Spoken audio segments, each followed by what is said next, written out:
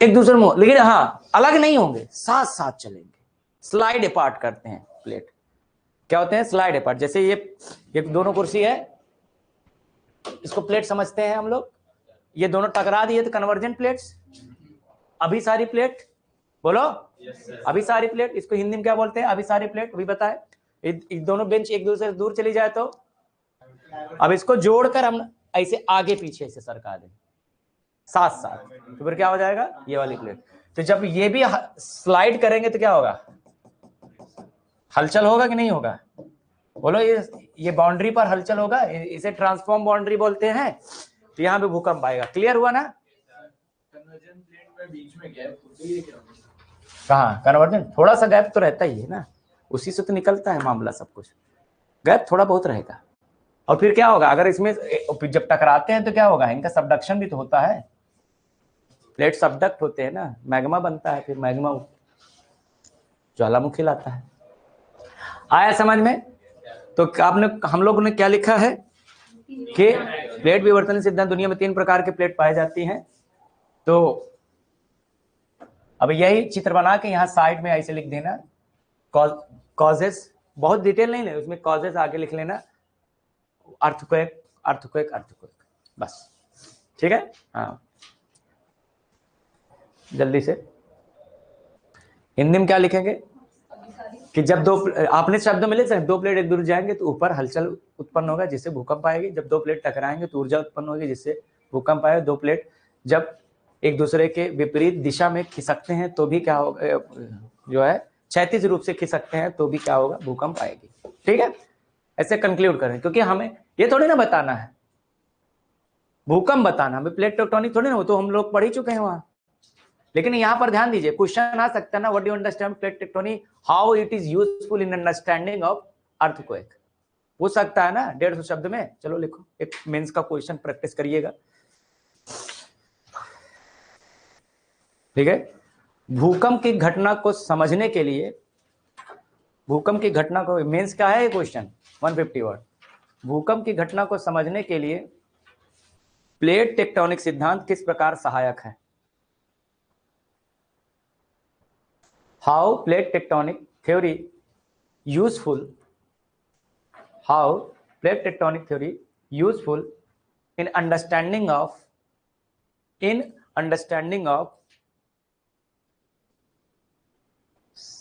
seismology, बात वही है ना। तो ये हो गया 150 वर्ड। प्लेट के लिए प्लेट परिवर्तनिकी सिद्धांत कितना सहायक है या कहां तक सहायक है, ठीक है, 150 शब्दों में लिखेंगे हम लोग। देखो मैंने क्या किया, दो टॉपिक को इंटरकनेक्ट कर दिया ना, UPSC also does it my friend. तो ये पहला कारण हो गया, पहला कारण हम लोगों ने देख लिया।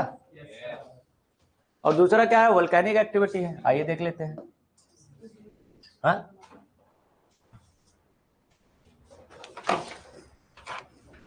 थोड़ा पानी दो यार, ये लोग पानी नहीं भेज रहे हैं, हम कम आज जाके बोलना पड़ेगा।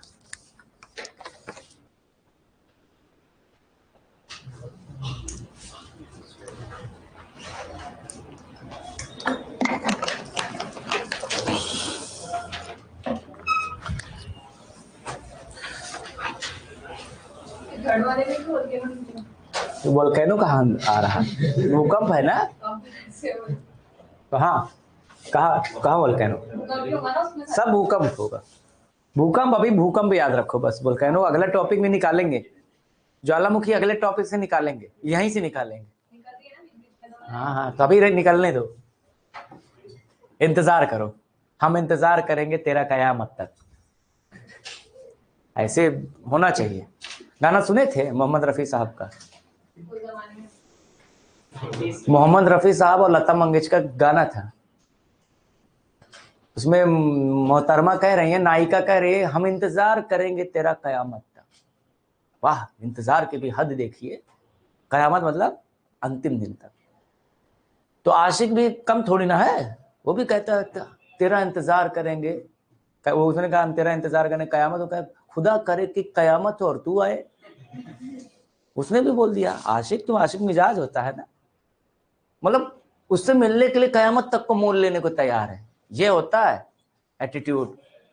तुम्हारा सब जो है मंजिल यूपीएससी है, इधर उधर वालों को सब छोड़ देना, ठीक है। हाँ देखो ये आदमी मुस्कुरा ज्यादा रहा है। हाँ कौन है इधर उधर, नहीं तुम्हारा मुस्कान में बात कुछ और थी, ठीक है। आगे बढ़े। अब अगला जो है कारण कौन सा है, वोल्केनिक एक्टिविटीज, हाँ ज्वालामुखी क्रिया। तो ज्वालामुखी क्रिया कैसे भूकंप लाएगा, ये तो आप लोगों को थोड़ा थोड़ा समझ ही रहे होंगे। देखो दुनिया में दो तरह के भूकंप आते हैं, आज खत्म होने के बाद नेक्स्ट टॉपिक वोल्केनो ही है, अच्छे से समझेंगे, अभी के लिए जितना जरूरी है उतना समझते हैं, ठीक है।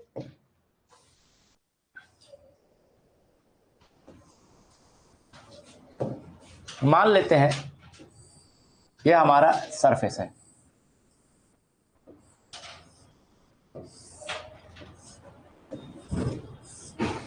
ठीक है, ये हमारा सरफेस है, ठीक है, ये नीचे प्लेट्स हमारी हैं, ठीक है। हुआ क्या, नीचे जो है क्या है आपका मैग्मा भरा पड़ा हुआ है, हम सबको पता है, उसको क्या बोलते हैं, एस्थोनोस्फेयर। ये पूरा का पूरा क्या है, मैग्मा चैम्बर है, क्या है बेटा आलिया, आप मैग्मा जानती हैं, नाम सुने, मैग्मा मतलब नीचे जैसे जैसे जमीन के नीचे जाएंगे गर्मी बढ़ती जाएगी, ये तो जानते हैं ना, नीचे की जैसे गर्मी बढ़ती जाएगी तो फिर क्या हो, जो रॉक्स हैं जो चट्टाने क्या होंगे, पिघल जाएंगे, जो पिघला हुआ चट्टान है हनी की तरह, वही है क्या मैग्मा, आया समझ में। तो नीचे मैग्मा है, जब मैग्मा पर ये होंगे तो यहाँ हलचल होगी ना, तभी वो प्लेट क्या होती है एक दूसरे से आगे पीछे होती है। अब आया समझ में, जिससे क्या आता है, भूकंप आता है। टॉपिक का नाम क्या है, अभी हम पढ़ रहे हैं भूकंप पढ़ रहे हैं, उनके कारणों का परीक्षण कर रहे हैं। अब देखो क्या होगा, तो ये हो गया, जब दो प्लेट एक दूसरे से दूर जाएगी या दो नजदीक आएगा तो क्या होगा, देखो एक भूकंप, आपने एक ज्वालामुखी इस तरह से देखा होगा,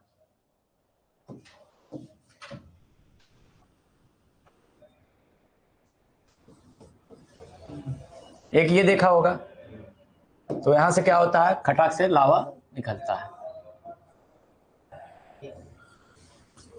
देखा होगा ना, ऐसे पहाड़ नुमा मुंह होता है, वहां से ऐसे लावा फूट कर निकलता है ना, आपने देखा होगा, इरप्शन होता है, एक ये तरीका है।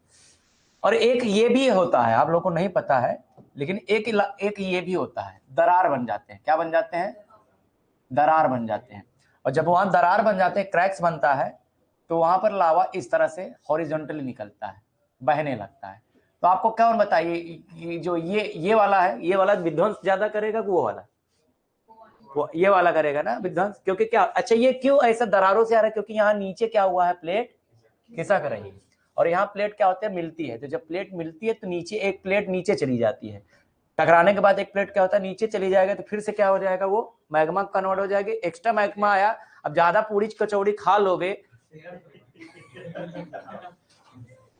तो फिर क्या इरप्शन फड़ाक से होगा कि नहीं होगा, जरूरत से ज्यादा खा लिया जाएगा, अपनी क्षमता से ज्यादा अगर मैग्मा हो जाएगा तो मैग्मा बाहर निकलेगा फूट कर, तो यहां से ये निकलता है, समझ आया।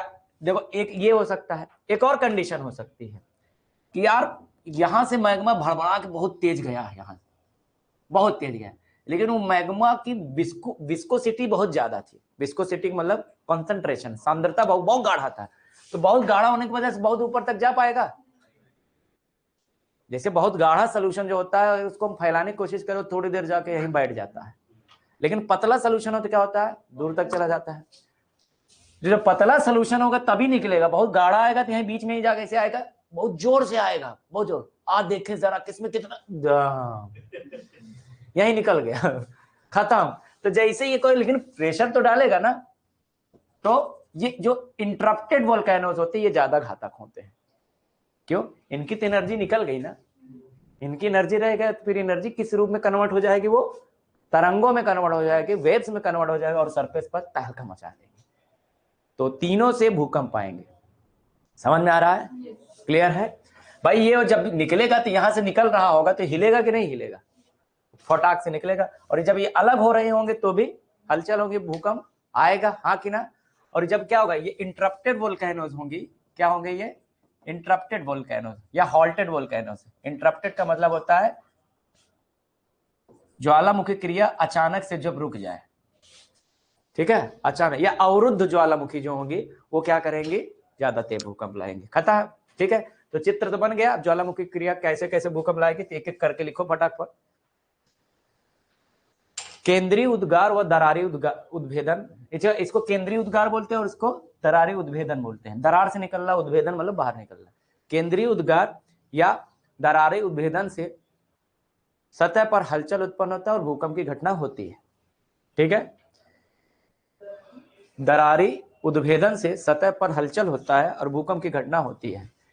Central eruption as well as fissure eruption, fissure FISSURE, ठीक है, FISSURE, फिजर, फिजर मतलब दरार होता है, क्रैक्स होते हैं। जब लॉन्ग लॉन्ग क्रैक्स जो बनते हैं उसको इंग्लिश में फिजर बोलते हैं, ठीक है। Central eruption as well as fissure eruption both cause disturbance on the surface, both cause disturbance on the surface which result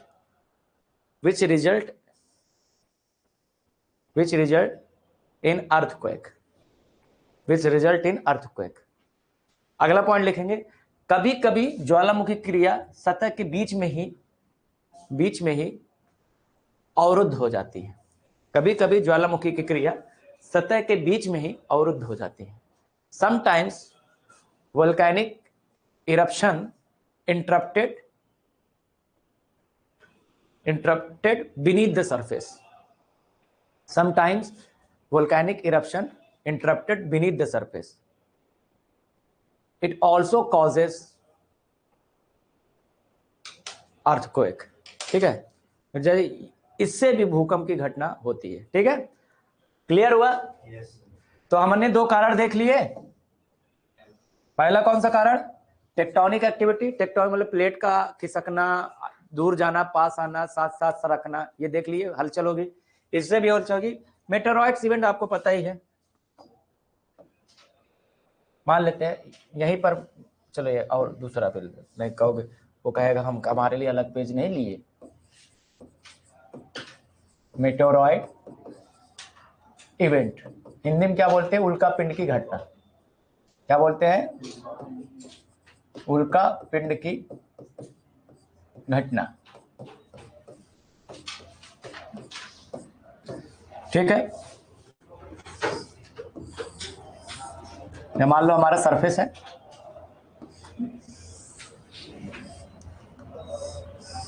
ये हमारा सरफेस है, ठीक है, कुछ नहीं, मस्त चल रहा है, गाना बजाना चल रहा है, देखें जरा किसमें कितना एकदम पार्टी चल रही है। दो लोग बगीचे में बैठे हैं, बगीचे में दो लोग बैठे हैं, दो प्राणी बैठे हैं, एक दूसरे की आंखों में देख रहे हैं और बातें कर रहे हैं, लंबी चौड़ी बातें कर रहे हैं। तेरे लिए मैं ये बना दूंगा, तेरे लिए वो बना दूंगा, तारा तोड़ कर ले आऊंगा। उधर से मेटेरॉइड देख रहा था, एक एस्टेरॉइड देख रहा था। उन्होंने कहा आप उनको चैलेंज दे रहा है, आते हैं, मान लो कोई बड़ा सा जो है उल्का पिंड, यार मजाक कर रहा, नहीं तो तुम लोग सीरियसली ले लो, ये बात वही है, लेकिन उसको हंसी मजाक तरीके से समझ रहे हैं ना, चीजें वही है, मजा आता है इससे। हाँ, तुम्हारी शक्ल ही ऐसी है।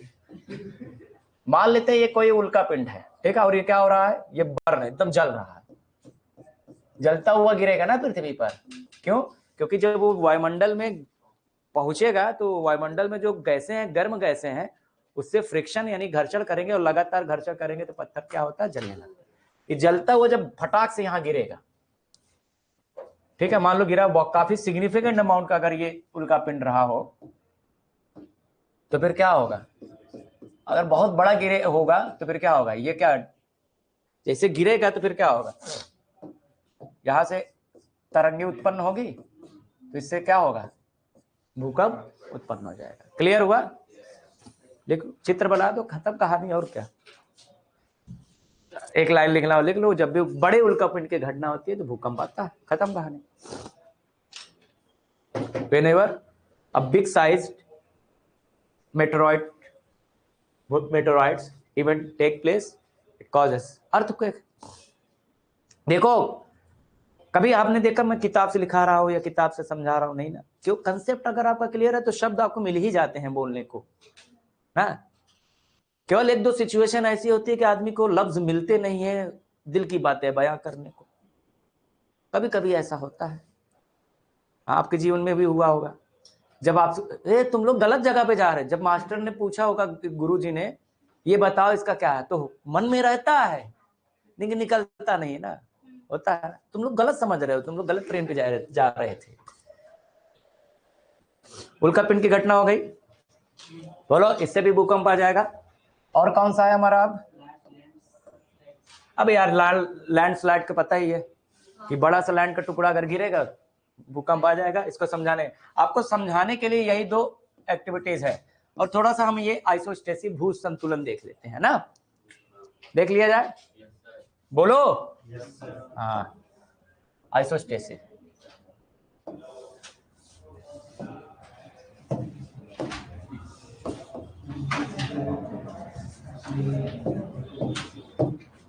आइसोस्टेसिस की घटना या भू संतुलन। ये भू संतुलन कैसे भूकंप लाएगा, बहुत ध्यान से देखिएगा। भू संतुलन बहुत ध्यान से देखिएगा।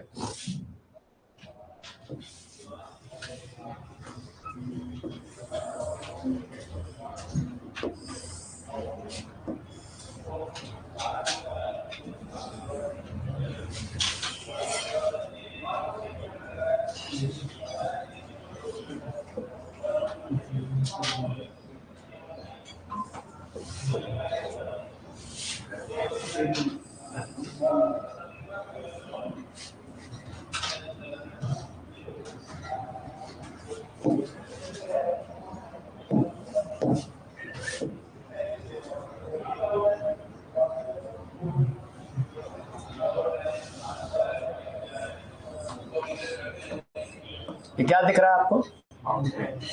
पक्का माउंटेन दिख रहा है ना। किसी को नहीं लग रहा हो उसका उल्टा कौन कर दिया गया हो।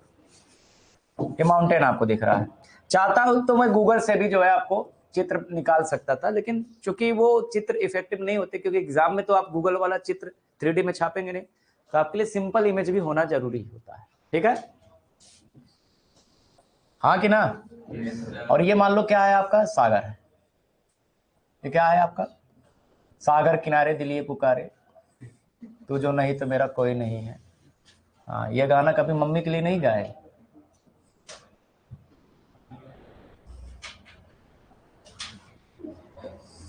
चलो,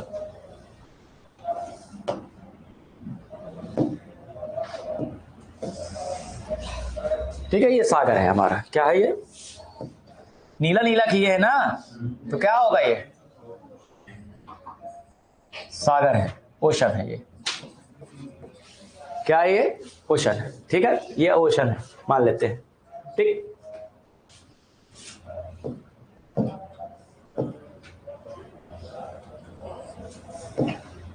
और ये क्या है आपका, उसकी तली है। ठीक है, ये नीचे जाके उसकी तली है अपने।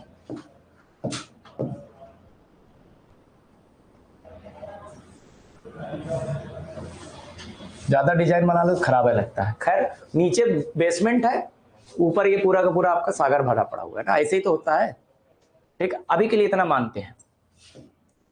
होगा क्या कि आपको पता है यहाँ नदियां, ग्लेशियर है माउंटेन्स पे, तो ये नदियां हो गया, ये पर्वत हो गया, ये यहां से बहेगी और वो कहां जाएगी, सागर में जाएगी। हाँ कि ना, बोलो। नदी यहां से निकल के अलग अलग जो नदियां आएंगी वो सागर में हो जाएगी, और रास्ते में मैदान वगैरह का भी कुछ काम करेगी। अभी के लिए इतना समझ लिया, ढेर सारी नदियां यहाँ जा रही हैं। तो होगा क्या, वो जो पहाड़ है पहाड़ को काटेगी, इरोड करेगी उनको। रास्ते में जो सरफेस है इसको भी कोरोड करेगी। हाँ कि ना, काटेगी, तो अपने साथ सारा मटेरियल क्या करेगी, वहां जाकर जमा कर देगी। समझ में आ रहा है? तो ये लैंड वाला मटेरियल क्या होगा, नीचे जाके जमा हो जाएगा। राइट, जमा होता जाएगा। बोलो, ये सारा का सारा सेडिमेंट नीचे जमा होता चला जाएगा। तो होगा क्या, ओशन का जो नीचे वाला भाग है वहां मास क्या होगा, धीरे धीरे बढ़ता जाएगा। सुन रहे हो, यहां से घटेगा यहाँ मास क्या होगा, बढ़ता जाएगा बढ़ता जाएगा बढ़ता जाएगा, तो इसकी जब बार बढ़ेगा तो डेंसिटी बढ़ जाएगी, यहाँ डेंसिटी बढ़ेगी तो प्रेशर बढ़ेगा, हाँ कि ना, और प्रेशर जब बढ़ेगा तो नीचे वाला जमीन क्या होगा, ये धसेगा, धसेगा ना, तो जैसे ही धसेगा तो ये जो करेगा, देखो पृथ्वी में एक बैलेंस बना हुआ है।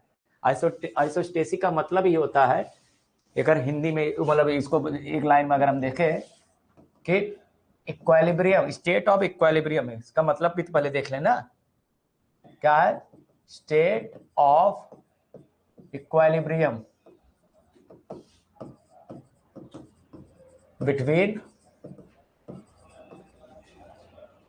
between uplifted landmass and low lying part of land in ocean। मतलब समझे, अपलिफ्टेड लैंड मास और जो लो लाइंग लैंड है ओशन में, उनके बीच में एक संतुलन बना हुआ है। जब वो संतुलन डिस्टर्ब होगा, जैसे अभी हो रहा है, हिंदी में भी बता देंगे, डिस्टर्ब होगा तो क्या होगा, ये वाला ऊपर उठेगा उसको बैलेंस करने के लिए, समझ रहे हो ना, तराजू में क्या होगा, अगर एक नीचे जा रहा है तो एक ऊपर उठेगा ना, बैलेंस, वही तो इक्विलिब्रियम होता है, साम्यावस्था। तो ये क्या होगा, यहाँ ये ऊपर, यहाँ ये क्या हुआ है, ये इसका डाउनवर्ड हुआ है ये, तो ये क्या होगा, अपलिफ्टमेंट होगा ना, ये अपलिफ्टमेंट होगा। जैसे ये अपलिफ्टमेंट होगा तो यहाँ भूकंप आएगा कि नहीं आएगा, समझ में आ गया। हाँ, तो इंग्लिश में उसे बोलते हैं स्टेट ऑफ, हिंदी में क्या बोलेंगे इसको, भू संतुलन की परिभाषा लिख लो। इसका मतलब क्या होता है कि ऊंचे उठे हुए पर्वतों तथा सागर की गहराई में मिलने वाले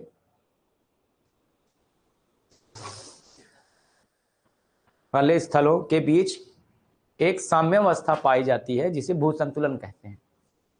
एक साम्यावस्था पाई जाती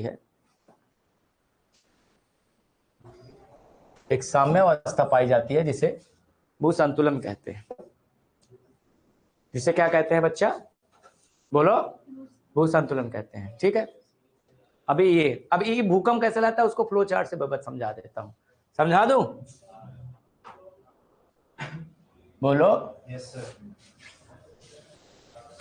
तो कैसे वो देखते हैं, सबसे पहले क्या होगा, इरोजन होगा ना, इरोजन ऑफ माउंटेन्स। हिंदी में क्या होगा, इसको इंग्लिश में, हिंदी में बोलेंगे पर्वतों का अपर्दन नदियों के द्वारा। ठीक है, नदियों द्वारा पर्वतों का अपर्दन, सबसे पहले घटना ये होगी। ठीक है, अपर्दन का मतलब काटना, अभी के लिए इतना समझिए, हालांकि कई सारे और भी प्रोसेस इन्वॉल्व होते हैं उसमें। अपर्दन मतलब जैसे टॉप लेयर काट, नदी जब भी बहती है तो काट देती है ना। आपने देखा होगा, आपने जहाँ पे आपकी टोटी होगी टंकी की या कुछ भी, जहां वो पानी लगातार गिर रहा होगा वहां क्या हो जाता है, गड्ढा हो जाता है। क्यों हो जाता है, क्योंकि फोर्स उसके पास इतना होता है। ठीक है, करत करत अभ्यास थे जड़मति होत सुजान, रसड़ी आवत जाते सिल पर पड़त निशान, कबीरदास ने बोला था। हाँ, ये सब कविताएं वगैरह याद रखा करो, निबंध में लिखने का काम आता है, इंटरव्यू में बोलने का काम आता है, मेंस में लिखने का काम आता है। वैसे ढेर सारे गाना याद रखे हो, दिलबर दिलबर, उसका भी आप यूज कर सके तो बेहतर है। मैंने खुद शायरी लिखी थी निबंध में, अच्छे मार्क्स मिले थे, फिल्म के डायलॉग लिखे थे। आप उसको यूज करना आना चाहिए, किस कंटेक्स्ट में यूज कर रहे हो ये इंपॉर्टेंट होता है। यूपीएससी ऐसे आदमी को ही सिलेक्ट कर रहा है, आपको फिर आपका क्यों नहीं हुआ, तो कुछ कमियां रह गई होंगी, वो हमको पता है, तुमको क्या बताए, हम बता ही देते हैं, इनडायरेक्टली बता देते हैं, जो आप भी कमी वही करते हो जो हमने किया था। इसलिए हम आपके लिए ज्यादा गाइडिंग प्रिंसिपल्स देके जाते हैं, क्योंकि जो सिलेक्ट होके गया उसको नहीं पता ना कि गलती क्या होती है, जो नहीं हुआ रहेगा उसको पता है कि गलती क्या होती है, इसलिए वो गलती तुम ना करो। हालांकि रोज करोगे, मानोगे थोड़ी ना। तो erosion of mountains by rivers होगा, नदियों के द्वारा क्या होगा, पर्वतों का अपर्दन होगा। तो कटाव जब होगा तो क्या होगा, ये जो निक्षेप है वो कहाँ जाएंगे, हाँ, सेडिमेंट्स आर डिपॉजिटेड इनटू सी, सागरों में निक्षेपों का जमाव होगा, हाँ कि ना। इसके बाद क्या होगा, सागरों में निक्षेपों का जमाव होगा, तो फिर क्या होगा, ओशन मास इंक्रीजेस, सागर का द्रव्यमान बढ़ेगा, हाँ कि ना। सागर का द्रव्यमान बढ़ेगा तो इससे क्या होगा, this will also cause increase density of mass, density of sea also increases, हाँ, डेंसिटी भी बढ़ेगी, सागर का घनत्व बढ़ेगा, इससे क्या होगा, दबाव लगेगा, pressure also built on the sea floor, pressure also built on the sea floor, सागर तल पर दबाव बढ़ जाएगा, ठीक है। अब इसको काउंटर करने के लिए क्या होगा, जो कॉन्टिनेंटल क्रस्ट है ये ऊपर की ओर उठेगा ना, टू कॉम्पनसेट, तो आगे लिख सकते हैं टू कॉम्पनसेट दिस, नहीं लिख पा रहे हैं क्या हम लोग, ओ भाई, to compensate this the continental crust uplifts, to compensate this continental crust uplifts that causes earthquake, ठीक है, क्लियर है, that causes earthquake। रुक जाओ चाचा, हाँ, हिंदी में क्या बोलेंगे, इसको संतुलित करने के लिए महाद्वीपीय क्रस्ट का उत्थान होगा जिससे भूकंप की घटना होगी, इसको संतुलित करने के लिए महाद्वीपीय क्रस्ट का उत्थान होगा जिससे भूकंप की घटना होगी, ठीक है, समझ में आ गया, बोलो डन। तो हमारे सभी कारण हो गए इधर वाले,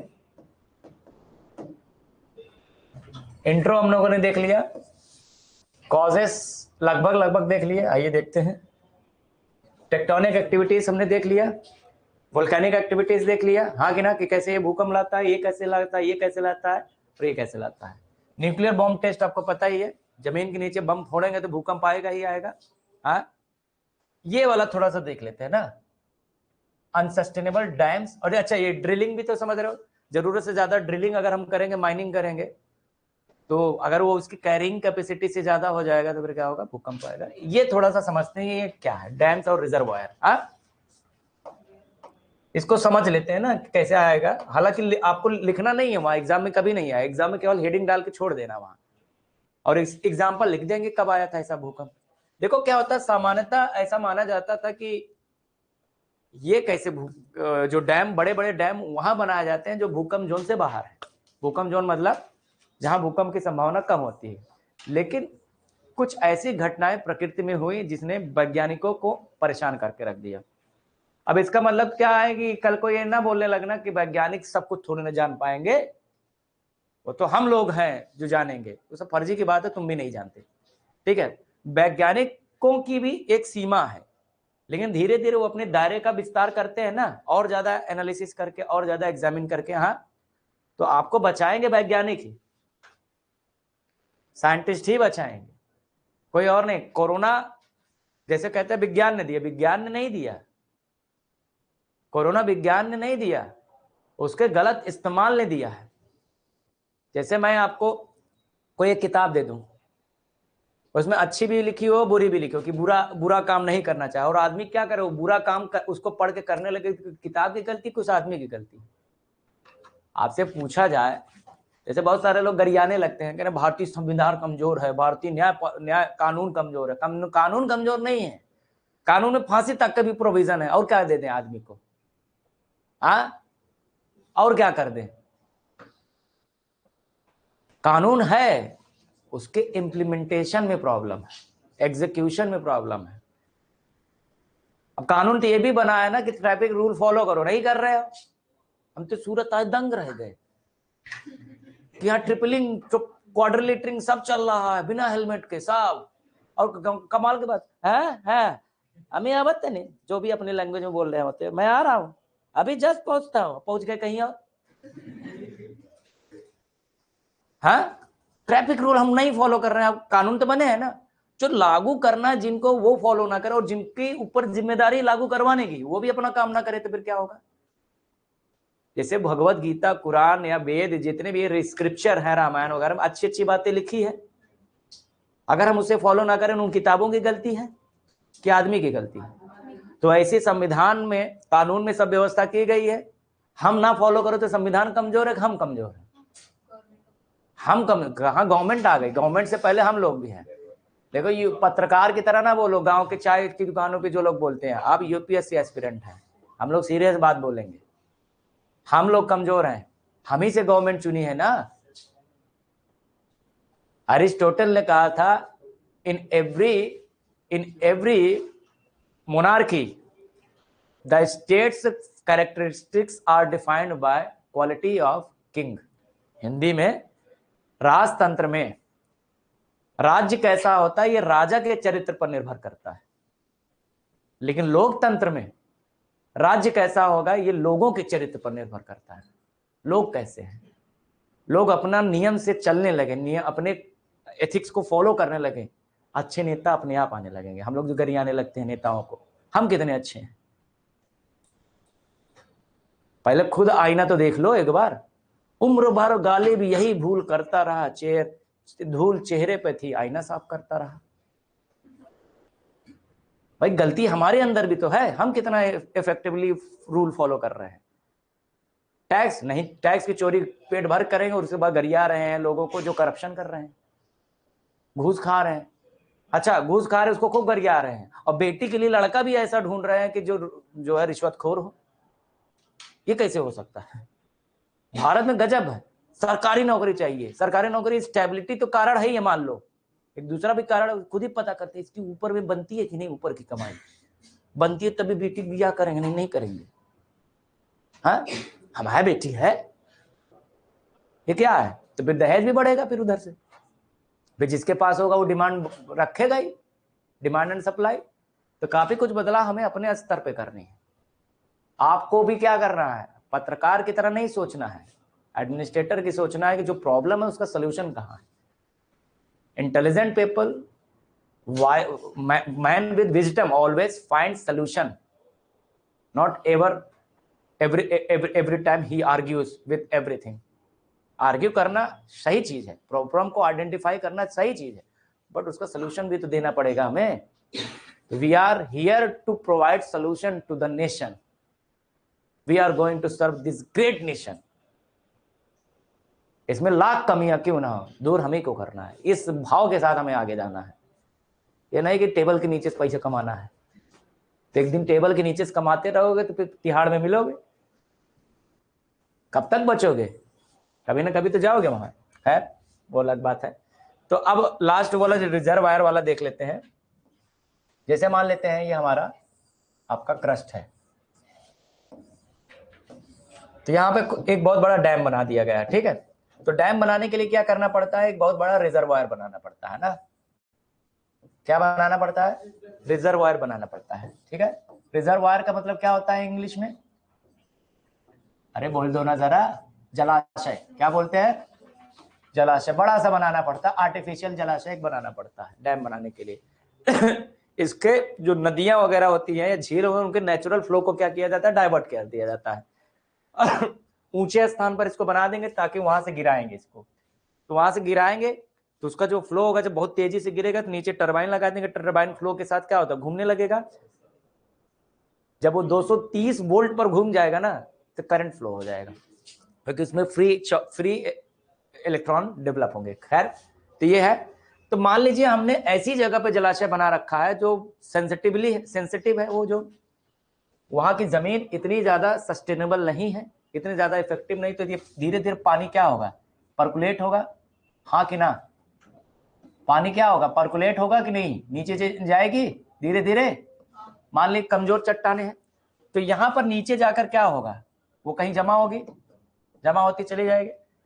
और नीचे क्या है, मान लीजिए टेक्टोनिक एक्टिविटी हो रही है, तो यहाँ नीचे मैग्मा है, जस्ट यहाँ नीचे मैग्मा था, यहाँ तो मैग्मा था, तो यहाँ पर मैग्मा के कारण क्या होगा, इससे संपर्क में आएगा, आएगा कि नहीं आएगा, तो क्या बन जाएगा, वेपर बनेगा वो। और वेपर में यानी स्टीम, स्टीम में कितनी पावर होती है, जेम्स वाट ने बताई है, इंजन तक को सरका देती है। तो जल कल को जब ये क्या बनेगा, स्टीम बनेगा, तो क्या करेगा, ये बाहर निकलेगा, तोड़ के बाहर सरफेस को निकलेगा ना, और निकलेगा तो क्या ला देगा, आया समझ में, क्लियर है। एक्सप्लेन करने को नहीं आएगा कभी आपको, लेकिन आपको पता होना चाहिए कि ऐसे भी भूकंप आ सकता है। समझ में आ गया। क्या होंगे, जो अनसस्टेनेबल रिजर्वायर होंगे उनसे क्या होगा, वाटर पर्कुलेशन होगा नीचे की ओर, यानी जल का निच्छालन होगा, नीचे जब पहुंचेगी मैग्मा के संपर्क में आएगी तो इवेपोरेट होगी, और इवेपोरेट होने से वो स्टीम में कन्वर्ट होगी, और स्टीम क्या लेगा, पावरफुल डिस्ट्रक्शन ला देगा। समझ में आ रहा है। एग्जाम्पल इंपॉर्टेंट है बस इसमें, एग्जाम्पल अगर देखें ऐसा कभी भूकंप आया है, हाँ भारत में, कहाँ कब आया था, 1967 कोयना, महाराष्ट्र में कोयना है ना जगह, कोयना डैम है, वहां पे भूकंप आया था। और 1993 लातूर अगेन महाराष्ट्र में आया था। और ये क्यों आया था, यहाँ कोयना डैम था और लातूर में भी एक डैम था जिसकी वजह से हुई आया था। और ऐसे बहुत सारे इन्वायरमेंटलिस्ट ने भारत में ऐसे ढेर सारे डैम्स की लिस्ट बनाई है जो ऐसे ही सेंसिटिव जगह पे हैं। तो हुए ना हमारे कुकर्म, हमें विकास चाहिए ना, बिल्कुल चाहिए, लेकिन इसीलिए क्या किया जाता है आजकल, फिर क्या किया जा रहा है, ध्यान दिया, अब इसको कनेक्ट करो इन्वायरमेंट से, तो क्या करे, बिजली ना बनाए, बिजली ना बनाए, डैम ना बनाए, बनाना पड़ेगा ना, इतनी बड़ी पॉपुलेशन है उसको। देखो क्या होता है, एडमिनिस्ट्रेटर यूपीएससी में आपको डेवलपमेंट प्लस इन्वायरमेंट दोनों के बीच में एक क्लियर बैलेंस बना के चलना है, ये लिखना है, बैलेंस अप्रोच होगा। ये नहीं कर सारे डैम बंद कर दो तो जंगल चले फिर हम लोग, नहीं भैया, नहीं बंद कर सकते। फिर ये भी है कि जगह जगह डैम बना डालो, ये भी नहीं कर सकते। तो बैलेंस क्या होगा, बैलेंस बेटा ये होगा, निश्चित तौर पर डैम्स बनाने होंगे, लेकिन हमें डैम्स बनाने से पहले क्या करना चाहिए, उस एरिया का एनालिसिस करना पड़ता है। उसको जानते हो क्या बोलते हैं आजकल, एनवायरमेंट इंपैक्ट असेसमेंट, नाम सुने हो, आज जाके पढ़िएगा इसके बारे में, एग्जाम में पूछा गया है, इसमें मेंस में क्वेश्चन पूछा गया है। एनवायरमेंट इंपैक्ट असेसमेंट, हिंदी में क्या बोलते हैं, EIA, हिंदी में भी यही बोलते हैं, ठीक है। एक हाँ, हालांकि बोल सकते हैं पर्यावरण प्रभाव मूल्यांकन, क्या बोलते हैं, पर्यावरण प्रभाव मूल्यांकन। तो कभी भी आजकल का ये रूल है, रूल क्या है कि कोई भी प्रोजेक्ट उसको क्लियरेंस एनवायरमेंट मिनिस्ट्री से तभी मिलती है जब उस एरिया का क्या किया गया हो, एनवायरमेंट इंपैक्ट असेसमेंट। इसका मतलब है कि प्रोजेक्ट से होने वाले संभावित नुकसान की, पर्यावरण नुकसान की पहले से ही क्या हो जाए, एक अध्ययन हो जाए। जब वो अध्ययन एनवायरमेंट मिनिस्ट्री के पास पहुंचेगी, उसको स्टडी कर लेगी, उससे देखेगी हाँ बहुत बड़ा सिग्निफिकेंट कोई खतरा नहीं है, तब वो क्लियरेंस दे देगी, तब जाके आगे प्रोजेक्ट क्या होगा। समझ में आ रहा है, क्लियर हुआ कि नहीं। तो ये अच्छा इंस्ट्रूमेंट्स है ना, लेकिन इसके इंप्लीमेंटेशन में प्रॉब्लम है। क्या होता है, जो गवर्नमेंट है, जो प्रोजेक्ट किसके होते हैं चाहिए, बड़े बड़े उद्योगपतियों, बड़े बड़े इंडस्ट्रियलिस्ट को, या बड़े बड़े पावरफुल लोगों को ये प्रोजेक्ट्स होते हैं। मान लीजिए किसी ने निवेश करना चाहा, बड़ा सा प्रोजेक्ट, सरकार ने उसको लाइसेंस भी जारी कर दिया, कहा जाइए डैम लगाइए, या सरकार ने स्वयं सोचा डैम लगाने को, तो वहां पर एनवायरमेंटलिस्ट हैं, जो जियोलॉजिस्ट हैं, भूगर्भ जो समझते हैं, वो बता रहे हैं कि नहीं भैया यहाँ ठीक नहीं, इतना बड़ा डैम नहीं बनाया जा सकता, छोटे छोटे डैम बनाइए। लेकिन पैसा इन लोगों का इन्वॉल्व, उनको प्रॉफिट दिख रहा है, क्या दिख रहा है, ये बनेगा, बिजली बनेगा, बिकेगा मस्त, और भूकंप जब आएगा तब का तब देखेंगे, क्या करेंगे, तब का तब देखेंगे, ये वाली सोच है ना। तो फिर होगा क्या, तो इतना पैसा जब इन्वॉल्व होगा, तो जब रिपोर्ट वो जो बनाई जा रही होगी तो उसे मल फंक्शन कर दिया जाता है। समझ में आ रहा है ना। हालांकि ये चीज आप वहां नहीं लिखेंगे, मैं आपको ये बता रहा हूं कि जब इतना असेसमेंट होता है तो फिर भी घटनाएं क्यों हो जाती है, उसका कारण है करप्शन, पावरफुल और पॉलिटिशियंस का नेक्सस, इसे बोलते हैं क्रोनिक कैपिटलिज्म, एक शब्द है, इसको इस्तेमाल करेंगे हम लोग। हमें क्रोनिक कैपिटलिज्म से बचना है। क्रोनिक कैपिटलिज्म में बड़े बड़े जो पावरफुल लोग हैं, उनका पॉलिटिक्स में जो इनडायरेक्ट इंटरफेरेंस है, कैसे, जो पॉलिटिकल फंडिंग होती है, इधर से वो पॉलिटिकल फंडिंग कर दी चुनाव में, उधर से उन्होंने क्या कर दिया, इसको प्रोजेक्ट दिला दिया। ये चल रहा है, ये यूपीएससी में पूछा जा सकता है ये क्वेश्चन। लेकिन यहाँ नाम मात्र लिखना किसी कंपनी का, नहीं फलाने कंपनी का नाम लिख दो, नहीं लिखना, आपको बताना ऐसे। और ऐसा भी मत बताना कि आप ये कह रहे हो, नहीं। बहुत सारे आलोचक, सम क्रिटिक्स आर्ग्यू दैट, कुछ आलोचक ये कहते हैं कि इस तरह की क्रोनिक कैपिटलिज्म की व्यवस्था भारत में डेवलप हो रही है, जिसमें बड़े बड़े पावरफुल लोग पॉलिटिकली इनडायरेक्टली पॉलिटिक्स को इंटरफेयर कर रहे हैं in order to claim some undue benefits. ये सब लिखे हैं, ये नहीं कि इन्होंने मैंने खुद परीक्षण किया है, नहीं लिखना है सब, ठीक है बच्चा। तो इसीलिए एक चीज कराया जाता है। और आजकल तो एक और चीज डाल दिया गया है, सिर्फ इन्वायरमेंट इम्पैक्ट असेसमेंट नहीं होगा बल्कि सोशल इम्पैक्ट असेसमेंट भी होगा। सोशल इम्पैक्ट मतलब कहीं ऐसा तो नहीं इसको लगाने की वजह से आसपास की जो जमीनें हैं वो खराब हो रही हैं, कृषि खराब हो रही है, जो ट्राइबल्स लोग हैं, वाइल्ड लाइफ है, वो उसको असर हो रहा है, तो उसके लिए क्या आ जाता है हमारा सोशल इम्पैक्ट असेसमेंट। समझ में आ रहा है? तो कल को अगर आपको एग्जाम में कहीं प्रोजेक्ट के बारे में लिखना हो, स्पेशली GS 4 पेपर में, एथिक्स में, केस स्टडीज में आता है, तो वहां पे बाकायदा सुझाव दीजिएगा कि बिल्कुल प्रोजेक्ट लगने चाहिए, लेकिन प्रोजेक्ट से पहले इन्वायरमेंट इम्पैक्ट असेसमेंट और सोशल इम्पैक्ट असेसमेंट अच्छी तरीके से होने चाहिए, और इसमें किसी भी प्रकार की लीपापोती नहीं होनी चाहिए, प्रभावी ढंग से इसका क्रियान्वयन हो, इफेक्टिवली एग्जीक्यूट किया जाए। जब ऐसे इस सब तरह के शब्द लिखोगे तब एग्जामिनर के यहां लगेगा, इसको नंबर दो यार। हाँ क्या कह रहे हो? क्या ये इन्वायरमेंट, ये तो इन्वायरमेंट मिनिस्ट्री क्लियर करेगी ना, हर सब अपना अपना अलग अलग मिनिस्टर होते हैं, ठीक है। जैसे सोशल इम्पैक्ट असेसमेंट अगर ट्राइबल इलाका है तो ट्राइबल मिनिस्ट्री देगी, समझ में आ रहा है कि वहां कोई ट्राइब को खतरा नहीं है। तो ये जब 2 भूकंप आए ना बच्चा, तो इसने हिला के रख डाला पूरा सिस्टम, क्यों? क्योंकि जहां आए थे वहां भूकंप जोन है ही नहीं, तो फिर कैसे आया? तो फिर जब जांच की गई तो ये पाया गया। आया समझ में? तो हमने सारे कारण देख लिए बच्चा कि नहीं देखे? देख लिए ना? तो आइए एक बार फिर से देख लेते हैं, सारे कारण देख लिए। तो हम लोगों को अब देखना क्या है, कॉज हो गए, इंट्रोडक्शन हो गया, डिस्ट्रीब्यूशन, क्या डिस्ट्रीब्यूशन हो गया, खत्म हो जाएगा, अब उसमें दम नहीं है, खत्म हो जाएगा। तो हमने को बताया था पहले, तो देखते हैं ग्लोबल डिस्ट्रीब्यूशन, क्या देखते हैं? 5 मिनट एक्स्ट्रा पढ़ा चलेगा ना, बीच में वैसे भी क्लास डिस्टर्ब हो जाती है, आज तो वैसे भी लेट हुई शुरू। ग्लोबल डिस्ट्रीब्यूशन ऑफ अर्थक्वेक, भूकंप का वैश्विक वितरण।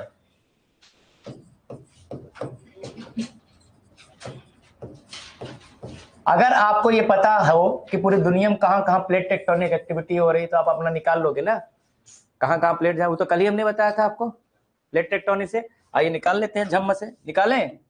भारत माता की बोलो भाई, बोलते रहो, जो नहीं देश को गद्दार घोषित कर दिए जाओगे, आजकल चल रहा है सब।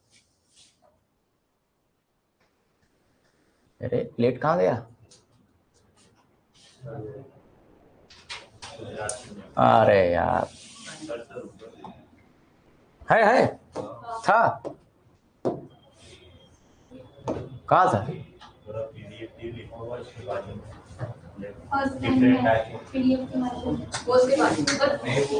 वो नहीं है यार, यहाँ नहीं दिख रहा, बल्कि है, जबकि है भाई, निकलेगा, देखना, दिखाओ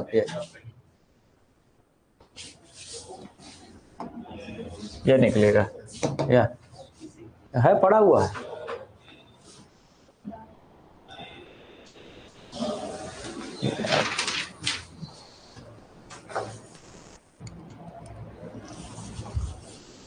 अब ठीक है, देखिए ये आपको पूरा वर्ल्ड का आपको मैप दिख रहा है, प्लेट दिख रहा है। हमने आपको बताया था कि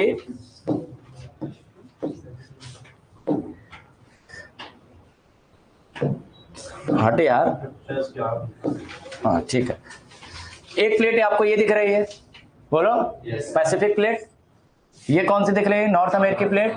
और कौन सी दिख रही है? साउथ अमेरिकन प्लेट, ठीक है। ये अफ्रीकन प्लेट, 4 है। और ये क्या है? Eurasian plate. ये क्या है? Indo Australian plate. ये दोनों एक प्लेट है, 6, और ये 7वां प्लेट है ना।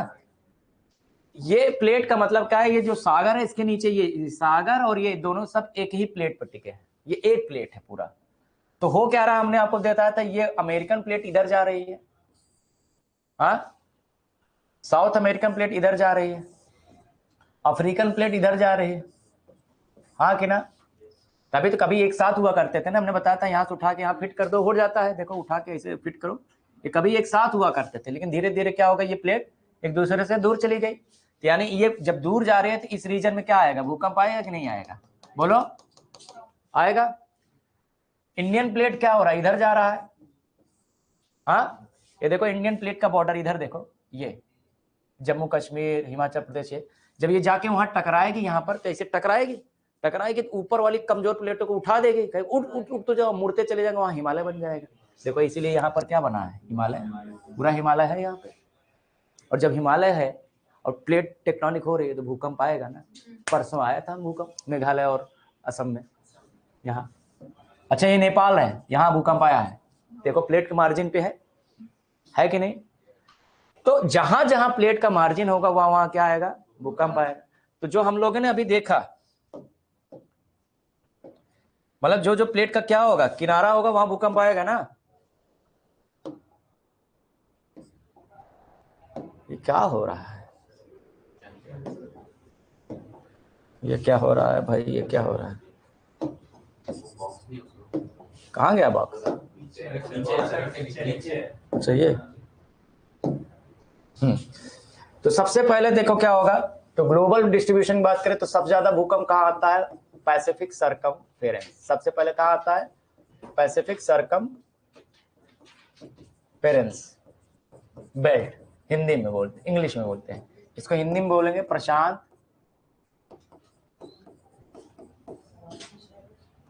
परिप्रशांत पेटी, परिप्रशांत पेटी। परि का मतलब होता है चारों ओर, प्रशांत महासागर के चारों ओर। देखा ये बच्चा, ये देखो, हाँ देखो ये पूरा बॉर्डर दिख रहा है चाचा, इधर ये बॉर्डर दिख रहा है, ये पैसिफिक का किनारा है ना। तो जब ये टकराएंगी वहां जाकर तो क्या होगा, वहां भूकंप आएगा पूरे गोले पर, और ये ऐसे जाके यहां से निकलेगी। देखो ये जापान है, आप लोगों ने सुना होगा जापान में रोज भूकंप आता है ना। देखो क्यों भूकंप आ रहा है, क्योंकि ये प्लेट के मार्जिन पे है। आया समझ में, यानी परिप्रशांत पेटी, पूरे प्रशांत के गोले पर दुनिया का 71% भूकंप इसी क्षेत्र पे आता है। हाँ, कारण इधर टकरा रही, इधर टकरा रही, ये वाला टकरा रही, ये वाला टकरा रही, सब टकरा रही, चारों तरफ से घेर के उसको दबाए जा रही है। कहाँ, अरे हो गया, तो ये तो उधर जा रही है, टक्कर तो हो रही ना। अब जैसे मैं खड़ा हूं, कोई मुझे उड़ा दे या मैं किसी में भिड़ जाऊं, मरूंगा तो मैं ही, वही हाल है, ठीक है। तो परिप्रशांत पेटी की अगर हम बात करें बच्चा, इसमें कौन कौन सा इलाका आ जाएगा आपको पूरा, ये तो इसमें लिख लीजिए फटाक से, दुनिया का 70% भूकंप इसी क्षेत्र में आता है। 70% of earthquake takes place in this region only, in this region only. इसमें कौन कौन सा क्षेत्र आ जाएगा, लिख लीजिए। नॉर्थ अमेरिका का पश्चिमी किनारा, नॉर्थ अमेरिका का पश्चिमी किनारा, ये वाला पूरा रीजन। उत्तरी अमेरिका का पश्चिमी किनारा, west margin of North America, ठीक है। दूसरा कौन सा हो जाएगा, दक्षिण अमेरिका का भी पश्चिमी किनारा आ जाएगा, हाँ कि ना। यहां बेटा आज समझ में आ रहा है कुछ कुछ, हाँ इंटरेस्टिंग लग रहा है। अभी कुछ नहीं पढ़ा, जब पढ़ोगे कितना इंटरेस्टिंग लगे, बहुत इंटरेस्टिंग सब्जेक्ट है। हाँ, और पढ़ाने वाला भी नहीं है, वो भी तो इंटरेस्टिंग है। अब बिना इसके होगा, तुम क्या गुस्सा हो रही हो ठीक है। तो ये वेस्ट मार्जिन है, हाँ कि ना, इसका पश्चिमी किनारा। फिर क्या आ जाएगा आपका, यूरेशियन प्लेट का पूर्वी किनारा ना, यूरेशियन प्लेट का पूर्वी किनारा, जिसमें जापान वगैरह आ जाएंगे, ठीक है। जापान आ जाएगा, इधर फिलीपींस आ जाएगा, देख रहे हो ये फिलीपींस में भी खूब भूकंप आते हैं, ये एकदम किनारे है, कौन सा पूर्वी किनारा है ना। और फिर इंडो ऑस्ट्रेलियन का नहीं, फिर ये तो फिर हो जाएगा, हो गया, इतना ही बहुत है। ठीक है, दूसरा वाला आ जाता है। दूसरा इसमें कौन सा होगा? पैसिफिक के बाद mid continental region. Mid continental region Hindi में क्या बोलेंगे? मध्य महाद्वीपीय पेटी। मध्य महाद्वीपीय पेटी मतलब महाद्वीपों के मध्य में कहां कहां आते हैं, देखें। अच्छा, प्लेट टेक्टोनिक समझने के बाद कितना आसान हो गया। अब रटन, अब जैसे क्या मेरा, अब सूरत यहाँ है, यहाँ भैया भूकंप जो जोन से बाहर है, टेंशन नहीं निका। और इधर देखो, ये लातूर था और ये कोयना था, ये मार्जिन यहाँ है ना, इतना दूर है तो भूकंप कैसे आएगा? हमने कुकर में कर डाले, हमने भूकंप को न्योता दे दिया। वक्रतुंड महाकाय कोटि समप्रभा निर्विघ्नं कुरु सर्वकारु सर्वदा, आ जाओ भूकंप कर डालो। निमंत्रण दिया ना हमने उसको, पीला कार्ड भेजकर। कैसे? अनसस्टेनेबल प्रैक्टिसेस हमने की ना, नहीं तो नेचर ने उसको दूर रखा है। भूकंप इसी क्षेत्र में आता है भारत में, ये सॉरी ये वाला रीजन, ये पूरा। अभी कहां कहां होगा अभी भारत वाला भी देख लेंगे, फिर खत्म हो जाएगा। ठीक है, तो मिड कॉन्टिनेंटल रीजन में कौन सा आएगा? ये वाला रीजन दिख रहा है, ये भूमध्य सागरी। भूमध्य सागरी इसमें सबसे पहले आ जाएगा। मेडिटेरेनियन रीजन, मेडिटेरेनियन रीजन, भूमध्य सागरी रीजन भैया, इसी के अंदर मध्य वाले में मिड कॉन्टिनेंटल मेडिटेरेनियन रीजन। यहां देखो, ये पूरा रीजन क्या होगा? भूकंप आएगा ना यहाँ, हाँ, क्योंकि किनारे पर है। देखो यहाँ पूरा 3 साल पहले इटली में बहुत जबरदस्त भूकंप आया था, ये रहा इटली, समझा? और अभी टर्की में आया था और सीरिया में आया था, ये रहा टर्की। देखो ये आया समझ में ना, क्यों आया यहाँ भूकंप? प्लेट के पास है, समझे? तो भूकंप वहीं आएगा ही। हाँ, तो ये हो गया। अच्छा, इस रीजन को क्या बोलते हैं? इसको एशिया माइनर बोलते हैं। क्या बोलते हैं? Asia minor. तो अगला वाला क्या हो जाएगा? एशिया माइनर, हिंदी में भी और इंग्लिश में भी एशिया माइनर। इसमें तुर्की आता है, सीरिया आता है, अजरबैजान आता है, जो है क्या कहते हैं कि जॉर्डन नहीं, उसको ऊपर एक और निदेश है अजरबैजान के बाद, अरे रुको जाओ, आर्मेनिया, आर्मेनिया, ये सब आता है। फिर आ जाओ, ये पूरा आपका ईरान वाला क्षेत्र आ जाएगा, ईरान। ठीक है, ईरान, पाकिस्तान, दुनिया का सबसे शांत मुल्क पाकिस्तान इसी में आ जाएगा। हाँ, सबसे शांत मुल्क है, और जुम्मे के दिन तो बहुत शांत रहते हैं वो लोग। कैसा देश बनाया है, एक ही धर्म के लोग हैं, फिर भी हर जुम्मे वाले पवित्र दिन बम फोड़ के, मस्जिद में वो भी बम फोड़ते हैं। और नाम रखा है पाकिस्तान। पाक माने सबसे पवित्र स्थान। देख लो इतने पवित्र लोग हैं। क्यों है पाकिस्तान में इतना, जानते हो? Religious conservatism. जब आप धर्म को क्या कर सकते हो, एकदम कट्टर बना देते हो ना, तो यही होता है। फिर आपको क्या होता है? आपके हिसाब से जो नहीं चल रहा है उसको मार, सोचते हो कि ये इससे हमारे धर्म को खतरा है, इसको मार के गिरा दो। भारत क्यों तरक्की कर गया? क्योंकि भारत में रिलीजन ना यहाँ है, भारत में रिलीजन यहाँ है, यहाँ नहीं घुसा पड़ा है। भैया तू तेरा धर्म तेरे को मुबारक, मेरे धर्म मेरे को मुबारक, हम दोनों मिलकर ईद में मैं तुम्हें बुलाऊंगा, होली में तुम मुझे बुला लेना। हम ये वाली भाईचारा था। हालांकि इस भाईचारे पर थोड़ा सा संकट उत्पन्न हुआ है अभी फिलहाल कुछ वर्षों में। अब ऐसे बोल मत देना यूपीएससी में, क्योंकि क्वेश्चन बोले उसका कारण क्या है। तो सबसे पहला कारण क्या है? सोशल मीडिया, ठीक है, और इररिस्पॉन्सिबल जर्नलिज्म भी। फालतू के डिबेट हो रहे हैं वहां पर ना, वो आप वहां नहीं लिख सकते ना। वहां आप लिख सकते गैर प्रमाणित स्रोतों से सूचनाएं इकट्ठा करना। व्हाट्सएप यूनिवर्सिटी नहीं लिखेंगे ना वहां पर, ये कोई टर्म थोड़ी ना है, ये तो मजाक में बोला जाता है ना। वहां पे क्या लिखो? गैर प्रमाणित अनवेरिफाइड सोर्सेस से इंफॉर्मेशन को पढ़ाना। ये सब चीजें हैं। एक जिम्मेदार वर्ड लिखेंगे, वहां कुछ भी नहीं घर का लिख देंगे। हाँ, वहां नहीं बोलोगी ना पक्का। चलिए, तो अगला वाला हिमालय वाला रीजन। हिमालय रीजन जल्दी करें।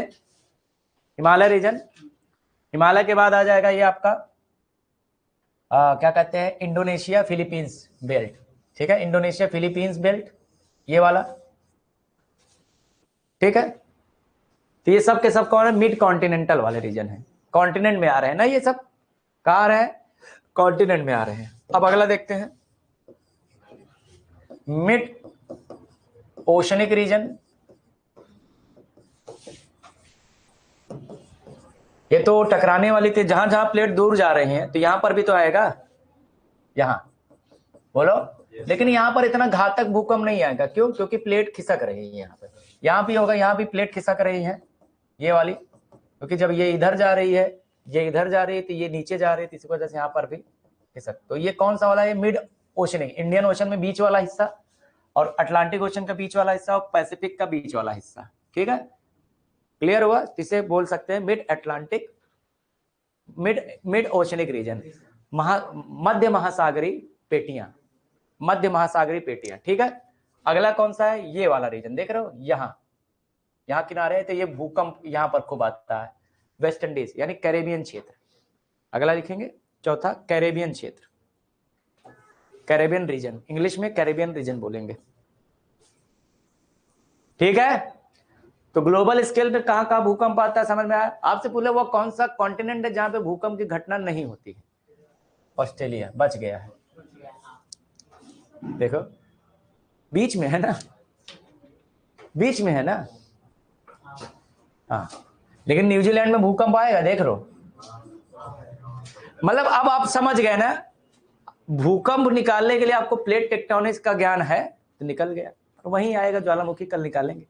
तो अभी आपका इंडिया वाला थोड़ा सा रह गया है, और उसके इफेक्ट्स वो कल डिस्कस कर लेंगे, और कल ही वोल्केनो भी शुरू हो जाएगा। ठीक है, क्या क्या कंक्लूजन? क्वेश्चन आंसर क्या? कोई याद दिलाओ, हम भूल जाते हैं। अच्छा, कुछ लोगों को डाउट है कि एग्जाम का मतलब आंसर राइटिंग का फॉर्मेट क्या होना चाहिए ना, बता दें? जैसी आपकी इच्छा प्रभु। जाना है किसी को? जाओ फिर। अगर किसी को जानना है आंसर राइटिंग फॉर्मेट कैसा होना चाहिए तो थोड़ा सा देख लीजिए।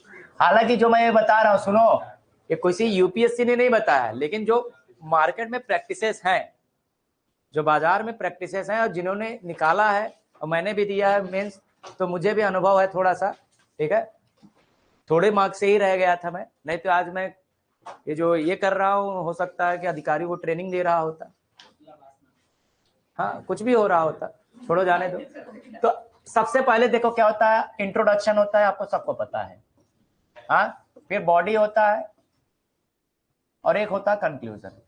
अब दिक्कत क्या होता है, कंक्लूजन किस रूप में दिया जाए ना, यहां तो समझ में आ जाए। इंट्रोडक्शन हमेशा से जो टॉपिक पूछा गया उसी से स्टार्ट करते हैं, जो पूछा गया। और बॉडी में क्वेश्चन का जो डिमांड, मेन चीज ये है, जैसे मान लो 10 मार्क्स है, तो 2 मार्क्स इंट्रोडक्शन का मिलेगा, 2 कंक्लूजन का मिलेगा, बाकी जो है 6 किसका मिलेगा? बॉडी का मिलेगा। 60%। हाँ, यहीं से दे दीजिए भैया, दे दो, निकाल दो। हाँ, नहीं, यहाँ रख दो, यहाँ रख दो। हाँ, चलो अभी मैं चेक कर दूंगा, नाम लिख दो फटाफट से। अच्छा, कल ही पहचान लोगे ना अपनी राइटिंग? पक्का? देख लो, तुम भूलते बहुत। देखो, अब देखो 2 नंबर यहाँ में मिल जाएगा, 2 यहाँ, और 6 नंबर बॉडी का मिलेगा। ठीक है, अब होगा क्या, कैसे पता है कंक्लूजन कैसा लिखना है? इंट्रो बॉडी लगभग सबका सिमिलर रहता है, उसी फॉर्मेट पे रहता है, लेकिन कंक्लूजन कैसे? जैसे मान ली क्वेश्चन आपसे दिया गया है, कोई घटना दी गई है, कैसा है? कोई इवेंट, घटना पर, ऐतिहासिक घटना, कोई बात हो रही है, कोई इवेंट पूछ रहा है, और उसमें 4-5 चीजें पूछी गई है। ठीक है, कारण पूछा गया है, क्या पूछा गया है? कारण पूछा गया है, परिणाम पूछा गया है ना, किसी भी चीज का। घटना पूछी गई, कारण पूछे गए, तो इन तीनों में क्या करोगे? समरी दोगे। इनमें कंक्लूजन कैसा आएगा? समरी देंगे। समझ में आ रहा है? क्या देंगे? समरी देंगे। इसमें क्या देंगे? समरी देंगे। समरी मतलब सारांश, जो ऊपर जो भी डिस्कशन आपने किया होगा उसे कंक्लूड करना, कैसे? समरी के रूप में। जैसे एग्जांपल हम देते हैं, कोई आप क्वेश्चन, कोई ऐसे बोलो, ताकि कोई टॉपिक दो, मैं उसमें से क्वेश्चन निकाल के, हाँ, जैसे यही प्लेट टेक्टोनिक आ गया ना, ये क्वेश्चन है कि प्लेट टेक्टोनिक क्या है, भूकंप में कैसे ये सहायक, भूकंप के अध्ययन में कैसे सहायता है। तो आप बताओगे प्लेट टेक्टोनिक सिद्धांत के अनुसार दुनिया में 3 प्रकार की प्लेटें होती है, पहला डाइवर्जेंट, दूसरा कन्वर्जेंट, तीसरा ये। डाइवर्जेंट प्लेट से ये इस तरह से भूकंप आता है, कन्वर्जेंट प्लेट से इस तरह से भूकंप आता है, और प्लेट से इस तरह से होगा। अतः किसी भी स्थान का को हमें पता करना हो कि यहाँ भूकंप आएगा कि नहीं, अगर हमें, तो इसके लिए प्लेट टेक्टोनिक जो क्षेत्र हैं, अगर उनका हमें ज्ञान है तो हम अध्ययन आसानी से कर लेते हैं।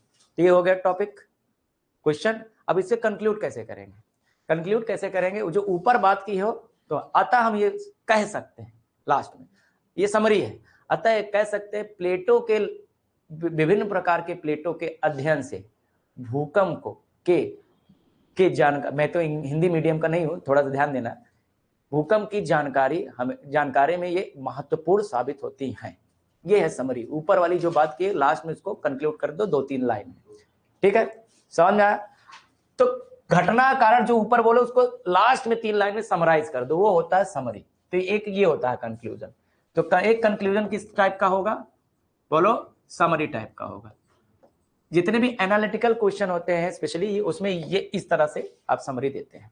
जैसे इतिहास कोई घटना आ जाए, मान लो जैसे गुप्ता एरा, गुप्त काल के बारे में आ जाए कि भारत में सामंतवाद की स्थिति गुप्त काल में उत्पन्न हुई प्रशासनिक गतिविधियों के कारण हुई, मान लेते हैं क्वेश्चन पूछ लिया गया। सामंतवाद मतलब समझते हो कि क्या होता है, जो एरिया होता है, कुछ एरिया, फ्यूडलिज्म हिंदी में इंग्लिश में होता है, कुछ एरिया क्या होता है अपने लोकल रूलर्स को दे दिया जाता है कि आप अपने हिसाब से गवर्न करो। हाँ हाँ, किसका फादर, वो गई? हाँ जाइए, आप जा सकते हैं बेटा, इसको हम बंद कर देते हैं ना, वो तो आप लोगों के डाउट क्लियर कर